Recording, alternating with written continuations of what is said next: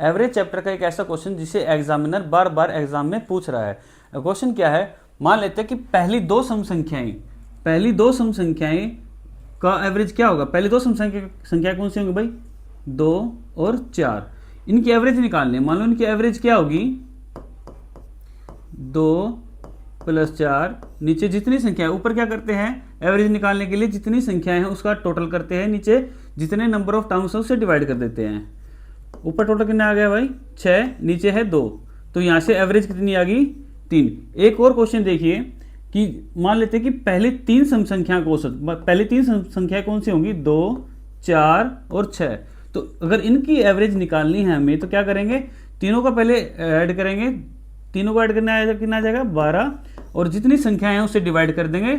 Divide करने पाया 3, यहाँ से आपका आंसर कितना हो गया 4। यहाँ से हमने देखा कि जब हमने पहली दो सम संख्याएं देखी और उनकी एवरेज देखी तो एक ज्यादा आई, ठीक है, और यहाँ पे 3 निकाली है, 3 सम संख्याओं की एवरेज कितनी आई है 4। मीन्स यहाँ से कह सकते हैं हम कि जो सम संख्या में जो आपका कॉन्सेप्ट होगा, जितनी सम संख्याएं पूछेंगे उसमें क्या कर देंगे n+1।